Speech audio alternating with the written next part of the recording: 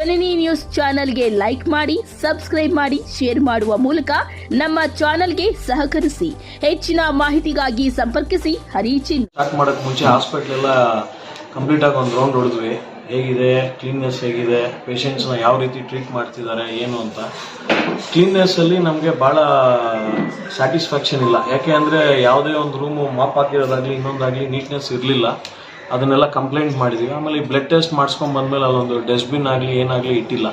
ಅದಕ್ಕೆ ಕಾಟನ್ ಎಲ್ಲ ರಕ್ತ ಆಗಿರೋ ಕಾಟನ್ ಎಲ್ಲ ಎಲ್ಲಂದರೆ ಅಲ್ಲಿ ಬಿದ್ದಿತ್ತು, ಅದನ್ನು ಹೇಳಿದ್ದೀವಿ. ಆಮೇಲೆ ವಾಶ್ರೂಮ್ಸು ನೀಟಾಗಿರಲಿಲ್ಲ. ಆಮೇಲೆ ಲೇಡೀಸ್ ವಾಶ್ರೂಮ್ ಲಾಕ್ ಮಾಡಿದ್ದಾರೆ, ಅದೇನೋ ಬ್ಲಾಕ್ ಆಗಿದೆ ಅಂತ. ಅದನ್ನು ಇಮಿಡಿಯೇಟಾಗಿ ಕ್ಲಿಯರ್ ಮಾಡಬೇಕು ಅಂತೇಳಿ ಇದೆಲ್ಲ ಕ್ಲಿಯರ್ ಮಾಡಿದ್ಮೇಲೆ ನೆಕ್ಸ್ಟ್ ಮೀಟಿಂಗ್ ಕರೀರಿ ಅಂತ ನೆಕ್ಸ್ಟ್ ವೀಕಲ್ಲಿ ಮೀಟಿಂಗ್ ಇಡಿ. ಇದೆಲ್ಲ ಕಂಪ್ಲೀಟ್ಲಿ ನೀಟ್ನೆಸ್ ಆಗಬೇಕು, ಹಾಸ್ಪಿಟ್ಲ್ ಹೈಜೀನ್ ಆಗಿರಬೇಕು ಅಂತ ಹೇಳಿದ್ದೀವಿ. ಈ ರಕ್ತದಾನ ಶಿಬಿರ ಮಾಡೋದ್ರಿಂದ ಆಪರೇಷನ್ಗಳಿಗೆ ಬೇಕಾಗುವಂಥ ಬ್ಲಡ್ ಅವೈಲಬಿಲಿಟಿ ಇನ್ಕ್ರೀಸ್ ಆಗ್ತದೆ. ಅದು ಇನ್ಕ್ರೀಸ್ ಆದರೆ ಬಂದ್ಬಿಟ್ಟು ಸಾರ್ವಜನಿಕರಿಗೆ ತುಂಬ ಅನುಕೂಲ ಆಗ್ತದೆ. ಈ ಎಲ್ಲರನ್ನೂ ನಾನು ಪ್ರೋತ್ಸಾಹಿಸ್ತಾ ಇದ್ದೀನಿ. ಯಾರ್ಯಾರಿಗೆ ಚೆನ್ನಾಗಿದ್ದಾರೋ, ಹೆಲ್ತಿ ಇದ್ದಾರೋ ಅವ್ರನ್ನೆಲ್ಲ ನಾವು ಈಗ ಫಸ್ಟ್ ಚೆಕ್ ಮಾಡ್ತೀವಿ. ಹೆಲ್ತಿ ಇದ್ದಾರೆ ಅಂದ್ಬಿಟ್ಟು ಕನ್ಫರ್ಮ್ ಆದಮೇಲೆ ಅವ್ರಿಗೆ ಬ್ಲಡ್ ಪರ್ಸೆಂಟೇಜ್ ಕರೆಕ್ಟಾಗಿದೆ, BP ಶುಗರ್ ಏನೂ ಇಲ್ಲ ಅಂದರೆ ನಾವು ಅದು ಬ್ಲಡ್ ಬಂದ್ಬಿಟ್ಟು ಡೊನೇಷನ್ ಕ್ಯಾಂಪಲ್ಲಿ ರಿಸೀವ್ ಮಾಡಿಕೊಂಡು ಅವ್ರಿಗೆ ಡೋನರ್ ಸರ್ಟಿಫಿಕೇಟ್ ಕೊಡೋಕ್ಕೆ ವ್ಯವಸ್ಥೆ ಮಾಡ್ತಾರೆ. ಇದು ನಮ್ಮ ಸರ್ಕಾರ, ಕರ್ನಾಟಕ ಸರ್ಕಾರದಿಂದ KGF ಜನರಲ್ ಹಾಸ್ಪಿಟಲಿಂದ ಬರ್ತಾ ಇದ್ದಾರೆ.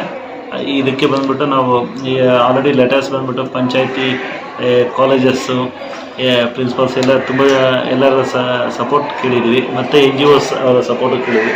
ಎಲ್ಲರೂ ಬಂದರೆ ಅವಾಗ ನಾವು ನೀಟಾಗಿ ಮಾಡ್ಬೋದು. ಒಂದು 50ರಿಂದ ಒಂದು 70 ಜನ ಸೇರ್ಬೋದು ಅನ್ನೋ ಒಂದು ಆಶೆ ಇದೆ.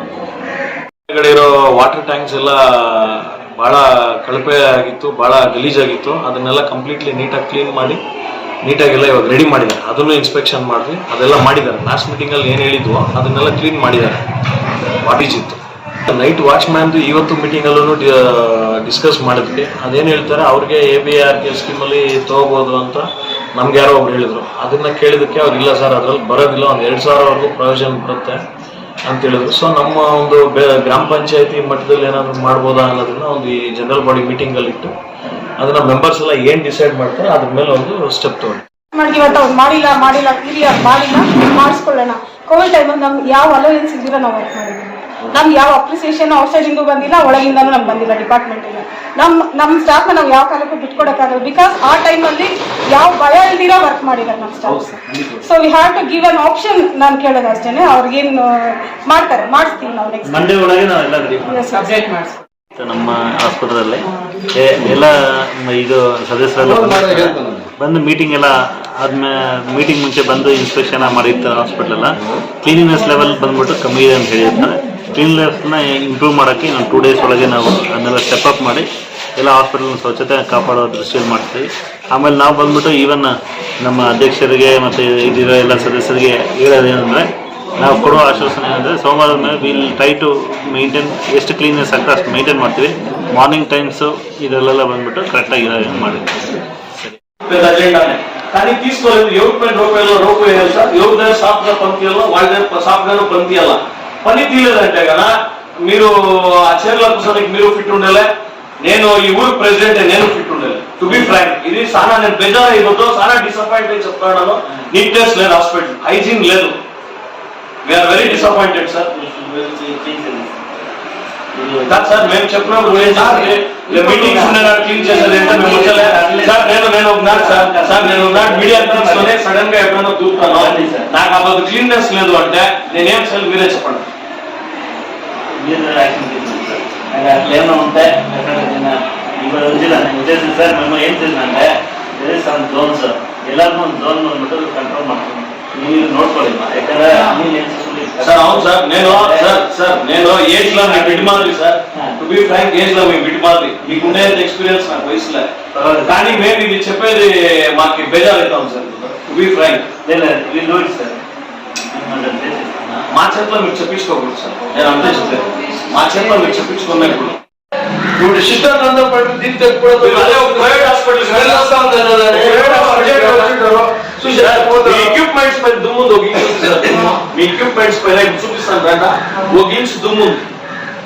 8 దినాల నుంచి కూర్చోంటే లేదా క్లీన్ చేసి 8 దినాలు అంటే అంత దుమ్ము కూర్చోంటుంది. దానిపైన చెప్పండి మీరే. గాలికాలం ఇంకా చాలానే ఉండకపోయింది. ఇంకా సార్ ఇప్పుడు క్లీన్ వర్క్ ఏం లేదు. డెలివరీ అయిన పేషెంట్స్ అంటే చాలా జనరల్ వార్డులాగా చూపిస్తాను సార్. మీరు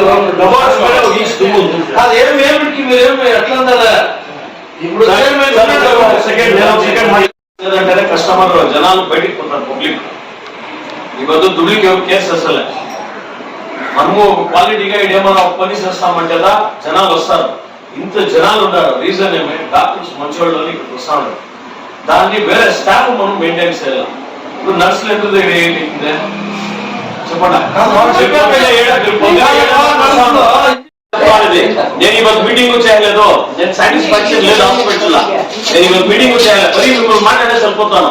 మీరు ఏం డీ గ్రూప్ వాళ్ళు ఉంటారు, ఏం క్లీన్ చేస్తారో మిమ్మల్ని మాట్లాడేసి మేము పోతా ఉంటాం. మాకు ఇష్టం లే, ఏమొకటి నీట్ కదా, డస్ట్బిన్ పడ్డా పైకి దానికి చెప్తున్నా, కాటన్ లేడంటే ఆడ బ్లడ్ శాంపుల్ తీసుకుని కాటన్ చెప్పినట్టే అక్కడ పడినా ఏం చెప్తుంది. ఈవెన్ హాస్పిటల్ ఏం చేంజెస్ చేస్తున్నారో, ఏం చేంజెస్ అయింది సార్ లాస్ట్ మీటింగ్ కి ఇప్పటికే లేదు సార్. లేదు సార్, ఇక్కడ 50 కాటన్ పీసులు తీస్తాను సార్. నేను దిగువ పడిండే అది బ్లడ్ ఉంటుంది, అది దిగువ టచ్ అయింది, ఎవరో చెప్పలేసుకోకుండా వచ్చిన వాళ్ళకి టచ్ అయ్యా, అది ఇట్లా స్ప్రెడ్ అయింది సార్. స్ప్రెడ్ అయ్యేది ఇట్లా జనరల్ సార్. నా క్యాలిక్యులేషన్ ప్రకారం పర్ డే 1000 మెంబర్స్ వస్తారు కొంచెం చిన్న హాస్పిటల్. జనాలు ఇప్పుడు పేషెంట్ ఒకరు వస్తారంటే వాళ్ళ జట్లో ఒకరు వస్తారు, లేదా వాళ్ళ జట్లో ఒకరు వస్తారు. 1000 జనాలు జనరల్ గా వచ్చి విజిట్ చేసేసి పోతారు. ఇంత జనాలు పారాడే దగ్గర నీట్నెస్ ఎట్లా ఉండాలి సార్? సార్ నేను ఒక మాట చెప్తాను చూడ, జనాలు ఎంత ఎక్కువగా వస్తారంటే మనం అంత యాక్టివ్గా ఉండాలి సార్. మనం యాక్టివ్గా పనిచేయాలి.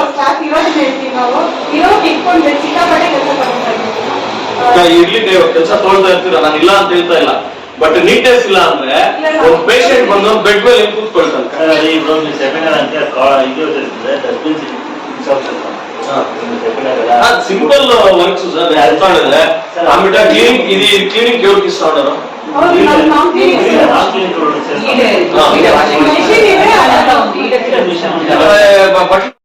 ಸಭೆ ಅಷ್ಟೊಂದು ಸ್ಯಾಟಿಸ್ಫ್ಯಾಕ್ಷನ್ ಇಲ್ಲ. ನಾವು ಸಭೆ ಸ್ಟಾರ್ಟ್ ಮಾಡಕ್ ಮುಂಚೆ ಹಾಸ್ಪಿಟಲ್ ಎಲ್ಲ ಕಂಪ್ಲೀಟ್ ಆಗಿ ಒಂದು ರೌಂಡ್ ಹೊಡೆದ್ವಿ, ಹೇಗಿದೆ ಕ್ಲೀನ್ನೆಸ್ ಹೇಗಿದೆ, ಪೇಷಂಟ್ಸ್ನ ಯಾವ ರೀತಿ ಟ್ರೀಟ್ ಮಾಡ್ತಿದ್ದಾರೆ ಏನು ಅಂತ. ಕ್ಲೀನ್ನೆಸ್ ಅಲ್ಲಿ ನಮಗೆ ಭಾಳ ಸ್ಯಾಟಿಸ್ಫ್ಯಾಕ್ಷನ್ ಇಲ್ಲ. ಯಾಕೆ ಅಂದರೆ ಯಾವುದೇ ಒಂದು ರೂಮು ಮಾಪ್ ಹಾಕಿರೋದಾಗಲಿ ಇನ್ನೊಂದಾಗಲಿ ನೀಟ್ನೆಸ್ ಇರಲಿಲ್ಲ. ಅದನ್ನೆಲ್ಲ ಕಂಪ್ಲೇಂಟ್ ಮಾಡಿದ್ವಿ. ಆಮೇಲೆ ಈ ಬ್ಲಡ್ ಟೆಸ್ಟ್ ಮಾಡಿಸ್ಕೊಂಡು ಬಂದಮೇಲೆ ಅಲ್ಲೊಂದು ಡಸ್ಟ್ಬಿನ್ ಆಗಲಿ ಏನಾಗಲಿ ಇಟ್ಟಿಲ್ಲ. ಅದಕ್ಕೆ ಕಾಟನ್ ಎಲ್ಲ ರಕ್ತ ಆಗಿರೋ ಕಾಟನ್ ಎಲ್ಲ ಎಲ್ಲಂದ್ರೆ ಅಲ್ಲಿ ಬಿದ್ದಿತ್ತು, ಅದನ್ನು ಹೇಳಿದ್ದೀವಿ. ಆಮೇಲೆ ವಾಶ್ರೂಮ್ಸು ನೀಟಾಗಿರಲಿಲ್ಲ. ಆಮೇಲೆ ಲೇಡೀಸ್ ವಾಶ್ರೂಮ್ ಲಾಕ್ ಮಾಡಿದ್ದಾರೆ, ಅದೇನೋ ಬ್ಲಾಕ್ ಆಗಿದೆ ಅಂತ, ಅದನ್ನ ಇಮಿಡಿಯೇಟ್ ಆಗಿ ಕ್ಲಿಯರ್ ಮಾಡಬೇಕು ಅಂತ ಹೇಳಿದ್ವಿ. ಇದೆಲ್ಲ ಕ್ಲಿಯರ್ ಮಾಡಿದ್ಮೇಲೆ ನೆಕ್ಸ್ಟ್ ಮೀಟಿಂಗ್ ಕರೀರಿ ಅಂತ ನೆಕ್ಸ್ಟ್ ವೀಕಲ್ಲಿ ಮೀಟಿಂಗ್ ಇಡಿ. ಇದೆಲ್ಲ ಕಂಪ್ಲೀಟ್ಲಿ ನೀಟ್ನೆಸ್ ಆಗಬೇಕು, ಹಾಸ್ಪಿಟಲ್ ಹೈಜೀನ್ ಆಗಿರಬೇಕು ಅಂತ ಹೇಳಿದ್ವಿ. ನಮ್ಮ CHCಯಲ್ಲಿ ಬೇತ್ಮಂಗ್ಲ ಸಮುದಾಯ ಆರೋಗ್ಯ ಕೇಂದ್ರದಲ್ಲಿ ಏನು ಬ್ಲಡ್ ಡೊನೇಷನ್ ಕ್ಯಾಂಪ್ನ ಅರೇಂಜ್ ಮಾಡಿದ್ದಾರೆ, KGFನ ಸಿವಿಲ್ ಹಾಸ್ಪಿಟಲ್ ಒಂದು ಸಂಯುಕ್ತ ಆಶ್ರಯದಲ್ಲಿ ಹಾಗೂ ಬೇತ್ಮಂಗ್ಲ ಹಾಸ್ಪಿಟ್ಲು ಹಾಗೂ ಗ್ರಾಮ ಪಂಚಾಯಿತಿಯ ಒಂದು ಆಶ್ರಯದಲ್ಲಿ ಬ್ಲಡ್ ಕ್ಯಾಂಪನ್ನು ಅರೇಂಜ್ ಮಾಡ್ತಾ ಇದ್ದೀವಿ. ದಯವಿಟ್ಟು ಎಲ್ಲ ಸಾರ್ವಜನಿಕರು ಈ ಬ್ಲಡ್ ಕ್ಯಾಂಪಲ್ಲಿ ಪಾಲ್ಗೊಳ್ಬೇಕು ಅಂತ ಎಲ್ಲರಲ್ಲೂ ಒಂದು ರಿಕ್ವೆಸ್ಟ್ ಮಾಡ್ತೀವಿ. ದಿವಸ ಈ ರಕ್ತದಾನ ಶಿಬಿರ ಇದೆ, ಅದ್ರ ಬಗ್ಗೆ ಏನು ಹೇಳಕ್ಕೆ ಇಷ್ಟಪಡ್ತೀರಾ?